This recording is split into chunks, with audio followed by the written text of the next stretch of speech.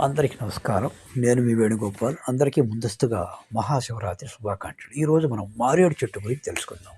మారేడు ఎంతో విశిష్టమైనది. మారేడు కాయలు, మారేడు ఆకులు, మారేడు వేళ్ళు ఎంతో ఆరోగ్యప్రదమైనవని ఆయుర్వేదం చెబుతుంది. దైవికంగా శివార్చనలో మారేడు పత్రం చాలా ముఖ్యమైనది. సంస్కృతంలో దీన్ని బిల్వపత్రం అని అంటారు. ఇవి 3 గిన్నెలు కలిగి ఈ 3 గిన్నెల్లో మధ్య శివుడు, ఇరువైపులా బ్రహ్మ విష్ణువుగా చెప్తారు. అంటే ఈ మారేడు పత్రంతో పూజ చేస్తే త్రిమూర్తులకు చేసినట్టే ఆ ఫలితం లభిస్తుందని అంటారు.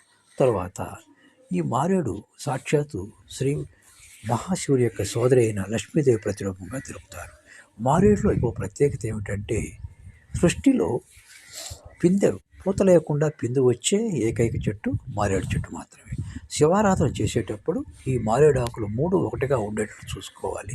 ఎక్కడ కానీ చినగడం కానీ ఎండిపోయిన కానీ లేకుండా చూసుకోవాలి.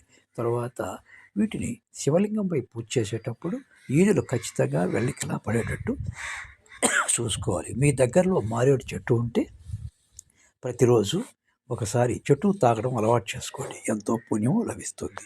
ఈ వీడియో మీకు నచ్చినట్టయితే షేర్ చేయండి, లైక్ చేయండి, సబ్స్క్రైబ్ చేసుకోండి.